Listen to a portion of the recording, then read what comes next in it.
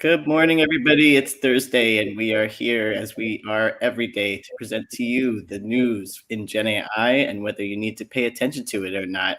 I'm here with Paul, one of our founders, Tim, one of our star analysts, and of course, Ankaj, who is here every day and who selects these great pieces for us. Today, we have 7 pieces to go through, but some of them are a little bit short. We're going to talk about an older data infrastructure provider who is making a pivot to AI and apparently doing quite well because they've gotten some new funding, a good amount. We will talk about a type of jailbreak that Microsoft identified.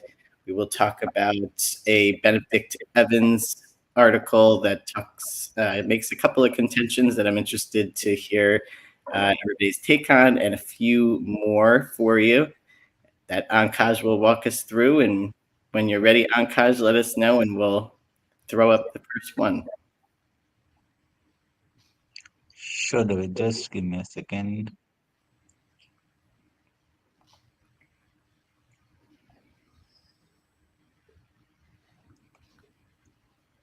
David, it's not letting me share a window. Can you please share yours? Just checking what happened there. I can. Hold on one second. Let me try to Yes. see if I have things in Sorry about this. order. Okay, one second. All right.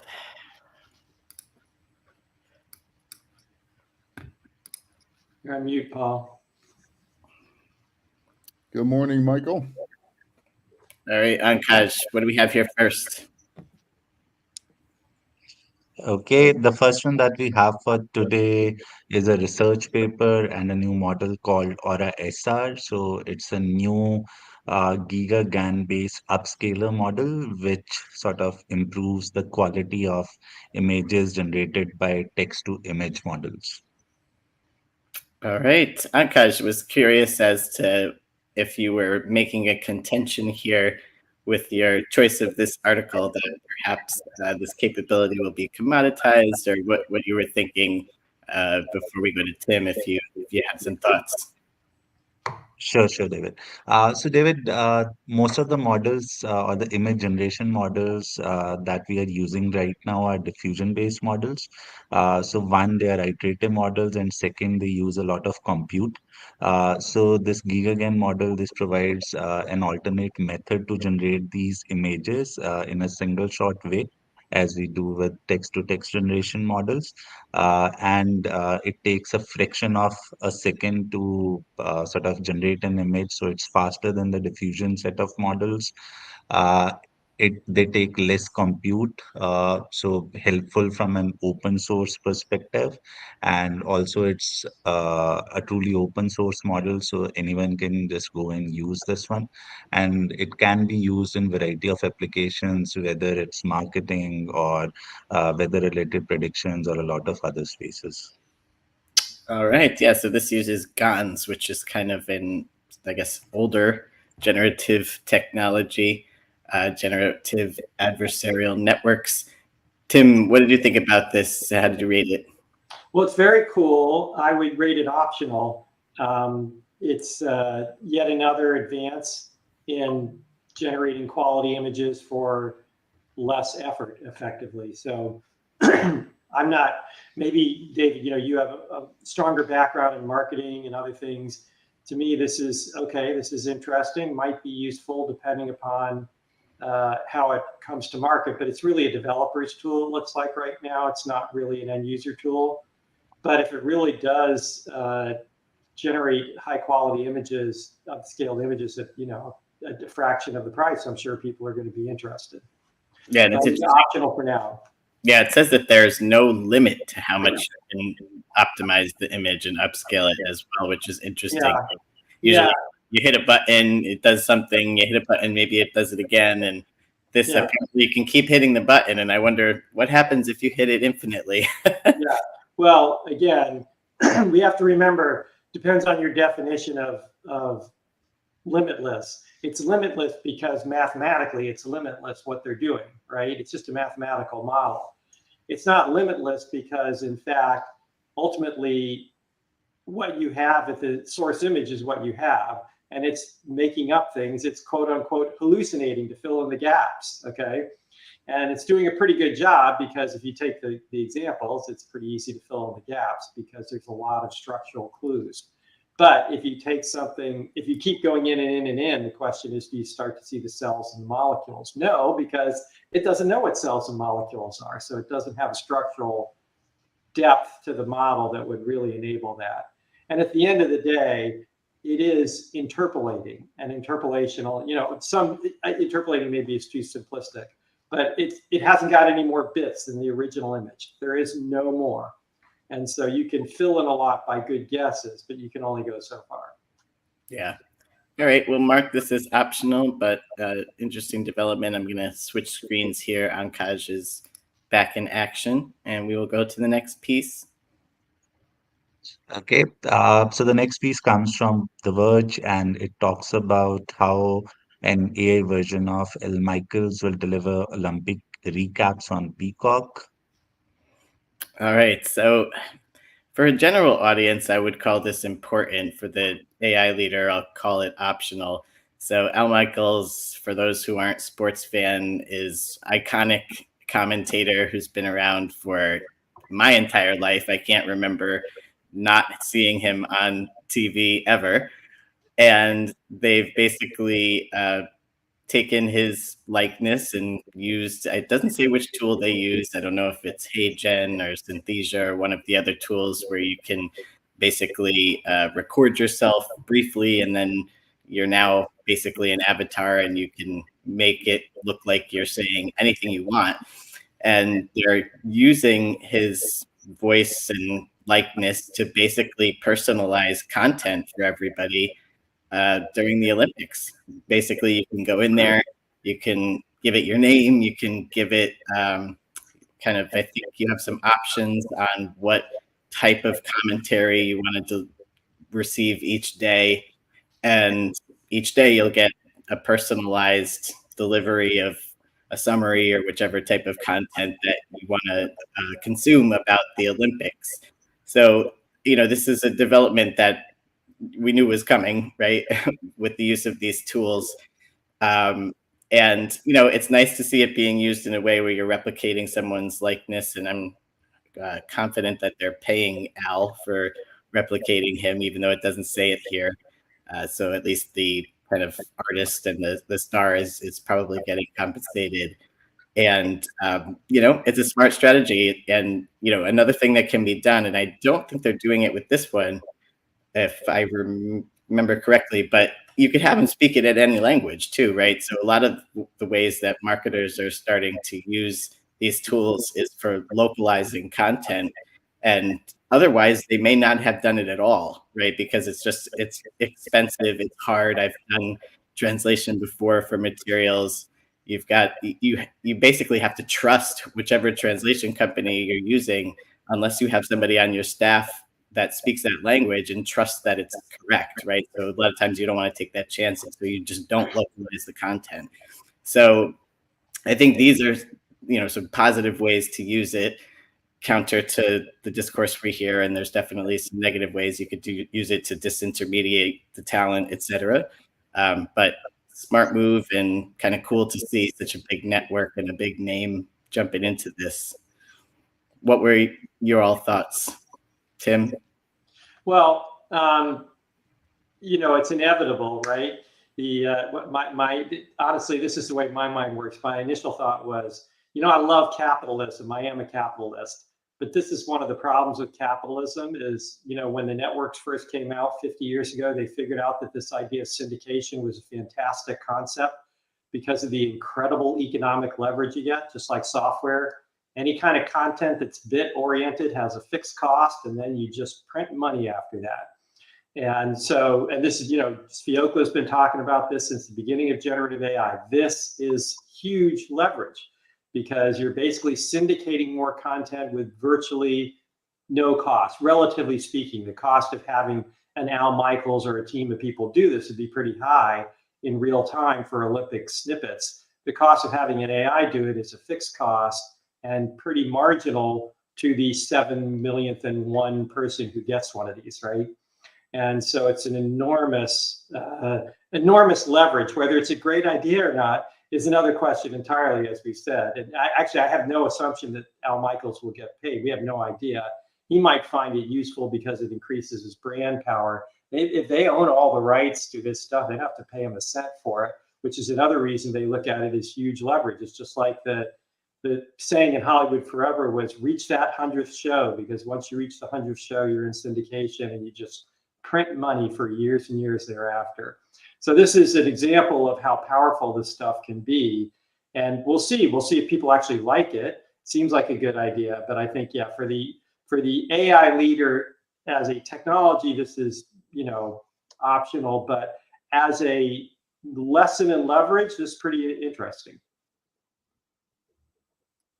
We'll see if they're doing some things to try to control hallucinations, right? They are basically, that's kind of some of the reason that they're giving you just a menu of content rather than, you can just interact with it and have it. Well, they're reviewing it. This is called, and reviewing human editing, not even human reinforcement. This is just human editing. Right. Then they're going to take a look at it. So it would be interesting to know who's doing the editing, if they're doing sort of things similar to the AI companies and hiring $1 an hour people in foreign countries to look at this stuff. But to your point, the other thing is also you can do it in multiple languages. Another form of incredible leverage, right? Because you can syndicate now in foreign languages for next to nothing. Yeah, I would just say, this just continues to show the blending of the digital and physical world. We had a call a few days ago about the non-player NPC non-players in gaming industry, and this kind of blurring of here's an image that is of a live person. Is he alive or dead? It doesn't really matter. They actually say it doesn't really matter. And David, I would think it's definitely optional, but brands need to think about this. Because celebrities, micro influencers, the brand levels are becoming a really big deal. And how do you think about and leverage John Wayne talking today's language about a product is really interesting. Yeah, and this could be the death of some companies like Cameo, which they had a moment where they were really hot, but I don't know if people use them quite as much, but basically a real star in their real form would record some message for somebody, and then you pay for that and it gets delivered, right? Like, I mean, the model for that now is infinitely cheaper to do. Yep. Even if they have to pay for the likeness, it's going to cost less than having to pay the actor to do it live. So that'll be an interesting a change there. Okay, so this is very cool to see. We're going to mark it optional for the leader. Obviously, any marketer needs to think about this and start, leveraging it themselves. All right, Ankaj, what do we have next? Okay, the next one comes from Toys R Us, and this zombie brand is now using OpenAI Sora to create advertisements or videos. Yes, they're making little comeback. Macy's right now has stores, portions of their stores that they mark as Toys R Us, and there's some other little ways that Toys R Us is kind of creeping back into the scene. Tim, what do you think about this? Well, it's interesting. It's because it's the first one, at least that I've seen, of somebody actually using Sora. And just like we saw from the GAN thing earlier, these are pretty cool. What you can do if you look at the little video clips with a lot less effort. But I would call this optional. There's very little detail here. So we don't. They definitely didn't just create it with Sora. There was effort in post-production, wherever you want to call it. There were humans involved in this effort. They claimed it was 80-20, but I'm sure they weren't measuring with a stopwatch and calculating exactly how much effort was done by Sora and how much effort was done by the humans. So it's unclear how helpful this was, but they claim it was very helpful and the quality is pretty high. So yeah, these things are coming. And if you're in video generation, marketing, advertising, this is going to be important. But I think for the rest of us right now, this is still very early days and not all that exciting. So cool to look at, but optional for the average AI leader at a company. Yeah, and most people don't have access to Sora still. Right, it's still very limited. Right. So, yeah, they're doing special deals with movie studios and apparently with a couple of brands, right? Right. Mm-hmm. I think you're on mute, Paul, but I see your lips moving. Thank you. I think the other notable thing, this is our third story today about the visual aspect. So we talk about more machinery to make the images better. We talked about characters, and here we're talking about, breathtaking applications for this. So the visualization of Gen AI driven visualization improvements are breathtakingly fast and how quick they're changing, but optional. All right, another optional but interesting and cool. Ankaj, move us on to the next one. Okay, the next one comes from Microsoft Security, and it talks about mitigating a new AI jailbreak technique called skeleton key. Yeah, they mark this as new, but the nature of this jailbreak, I feel like I've seen before. And honestly, it's quite shocking that this was not caught earlier and that no one has been taking advantage of this jailbreak. But I'll let Paul, you opine on this one. Yeah, it's Tim's opinion. I actually had this as important just because people are so busy. Not just staying current is hard. I mean, this is a notable thing to be aware of. It's from Microsoft, and the companies I've been with the last 3 weeks, in my estimation, there's underappreciation in general on different security risk, and this is one that should at least people should be aware of. So if I'm the AI leader, I want to forward this to my security team. So important. Yeah, and of course, Microsoft said they made all of the model providers aware of this one. And just to describe what it is for those watching, basically, if you tell the LLM that you're an expert and in a certain area, this is you want this information for research purposes only, etc., that it will then give you information that it shouldn't be giving you. They use the example here of getting instructions on how to make your own bomb. So it's basically adding to the instructions of the LLM, and as opposed to trying to change it altogether, which is one of the reasons that it makes it effective. So we've got an important vote. Tim, what did you think? I gave this an important for a couple of reasons. To Paul's point, I think people underappreciate the risks involved here.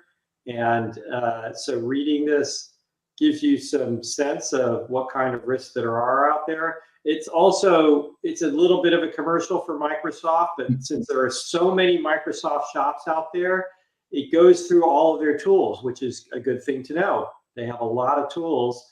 And, I think John made a comment a few episodes ago about what is it? You create the disease and then you create the cure, right?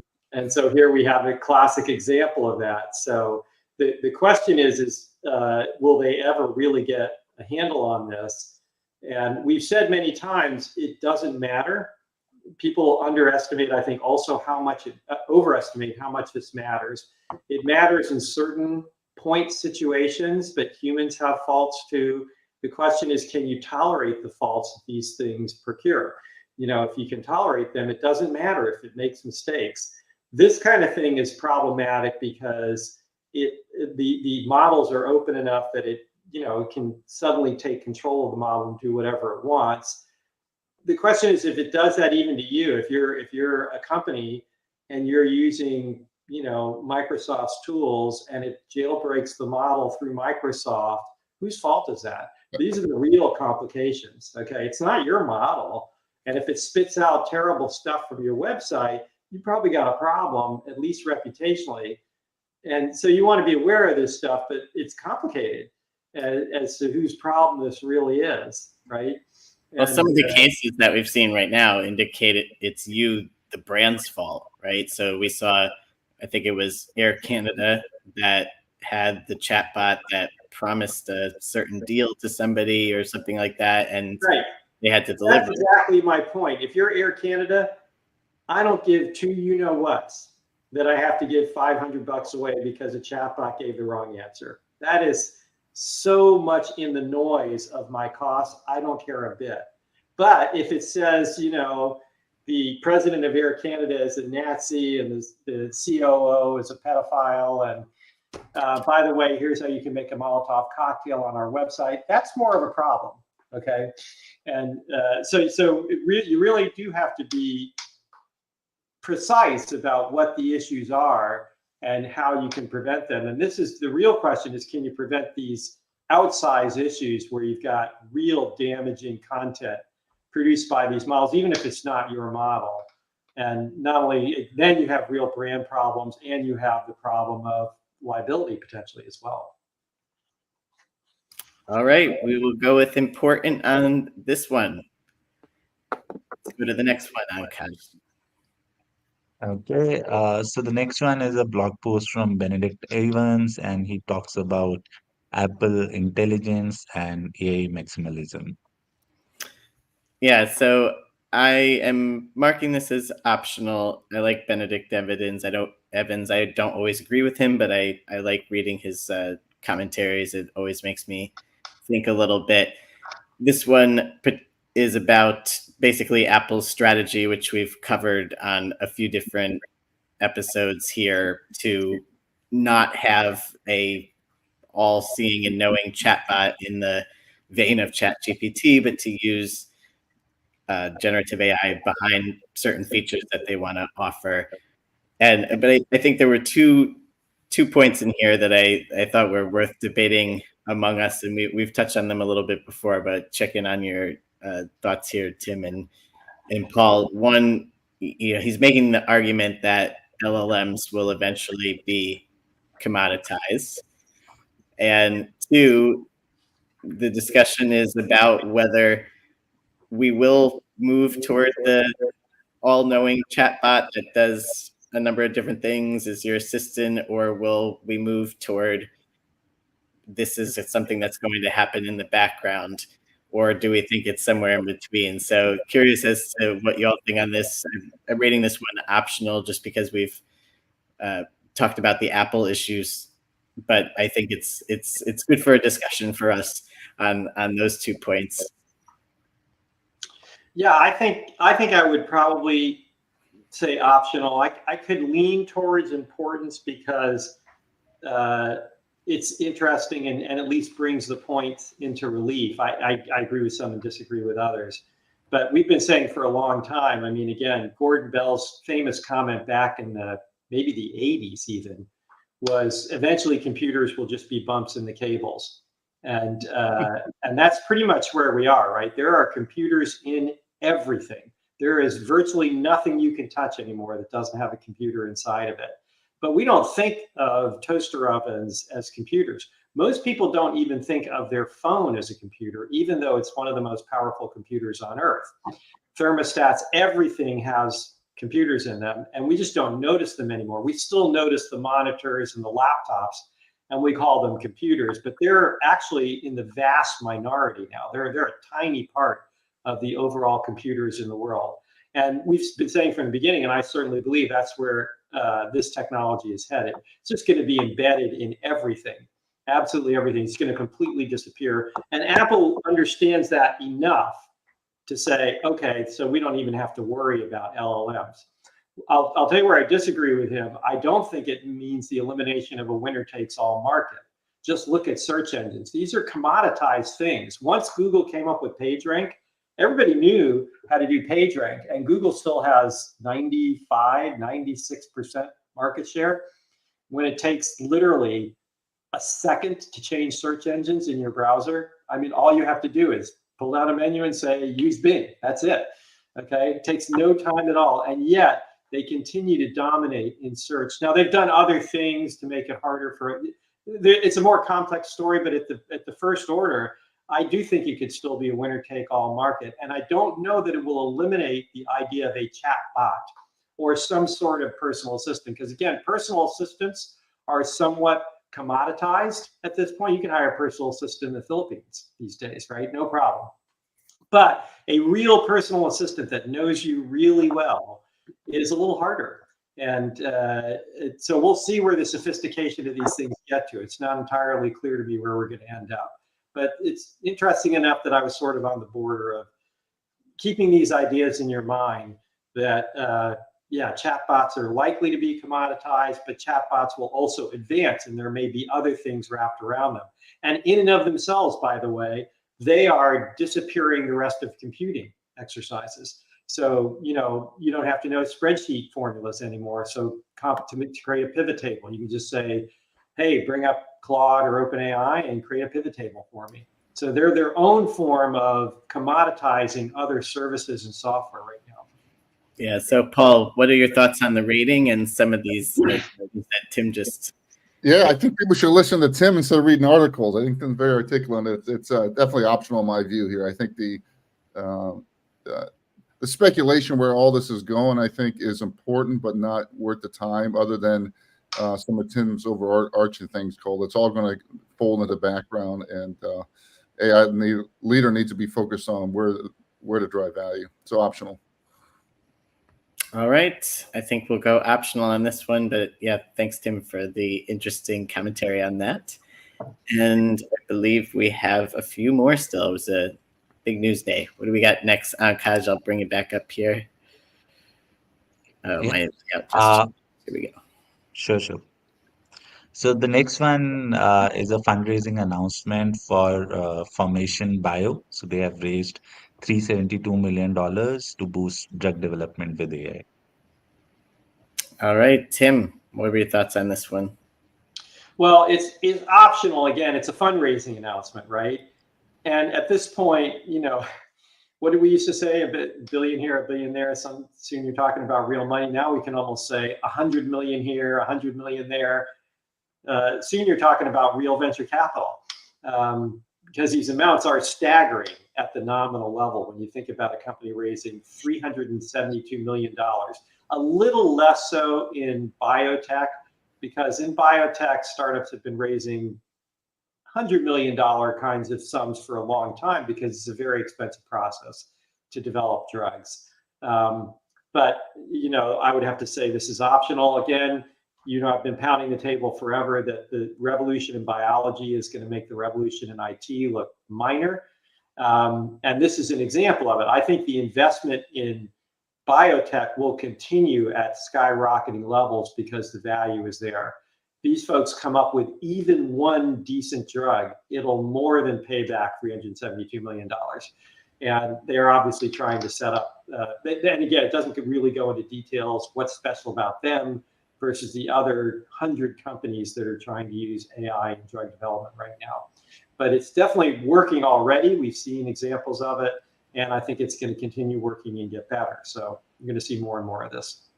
But yeah, optimal unless you're interested in this space. I was surprised in the article that they said that the drug discovery space here, the AI drug discovery space, is valued only at 4.9 billion by 2028. I mean, can that be right? For revenue. Yeah. Well, you know, it's hard to measure, remember, because most of the pharma industry is giants, you know, Pfizer and Roche and these enormous companies. And you don't know how much, they don't count, right? Because they spend most of the money on drug development, but they don't count in these numbers. So the only thing that counts in these numbers are things like this. How do these companies make revenue? And 9 times out of 10, this company will get bought before it issues a penny of revenue. So once they have a drug that has a reasonable chance of getting to market, it used to be phase 1, now it's usually phase 2 in terms of clinical trials. They'll get bought by one of the major pharmas. And so they'll never show a penny of revenue. Well, it talks about that they have a partnership with Sanofi and others. Right. So Sanofi's already in. If this thing goes well, Sanofi will probably just buy them. Yeah. And we see, again, some maybe questionable behavior by Sam Altman. So he has axed this company, and you've got this company, OpenAI, and Sanofi working together. Okay. Yeah, and yeah, don't get me going. Yeah, if you're in, it's like Congress, right? That is literally legally allowed to be on both sides of any transaction they want. It's a great place if you can be there. Good job if you can get it. All right, we've got Adam joining us from Twitter.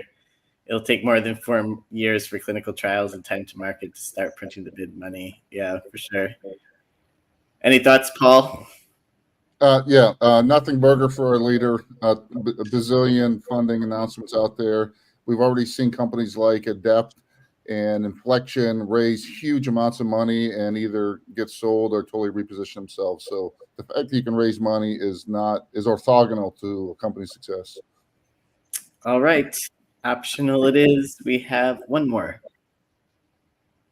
Yes. So the last one is again a fundraising announcement because it was upwards of $300 million. So I sort of included it. So seed data, which helps organizations use data across apps and build AI models, they have raised $350 million. Yeah, and it's a company that's been around for a really long time too. Paul, what do you think about this one?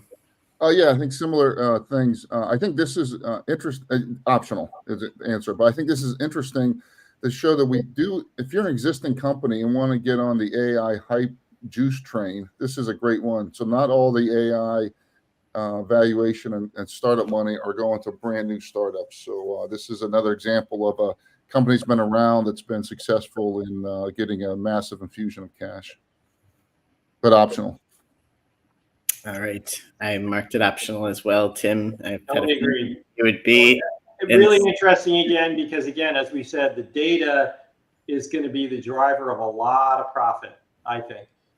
So if you're, and I think this company is saying, we're going to get out of the stitching data together business, since we know that, and we're going to get into the using that data to create value, because that's where the real money is. We'll see if they can do it. They probably will make a lot of money. All right, we will look at where we are, but if I recall correctly, I think we had 7 articles and only one of them marked as important today. Am I right? Yes. Smack in the middle there, the article about the skeleton key jailbreak, which seems incredibly easy to do, but now solved for at least the large providers. But signal to the AI leader, make sure that you've taken care of this as well if you have your own model, you're running an open source model. Any closing thoughts, folks? All right, we move to Friday soon, and then we'll have the weekend, and next week, just so everybody knows, we'll be here for the first 3 days and obviously off the last 2 days as most people are. David, one quick thing here. I'm in Silicon Valley this week, and I know I missed yesterday, but Tuesday night we had an AI Woodstock networking event, and it was fabulous. It was 15 people here that have met on Zoom on our weekly calls. They met in person, and the sense of community that we're continuing to foster both on these daily calls and our annual conference and our weekly learning lab is fantastic, and that's really appreciated and needed, and we appreciate everyone's help to continue to help us strengthen it. Yeah, to that end, among our plugs for us, Generative AI World, our annual conference, takes place October 7th to 8th in Boston.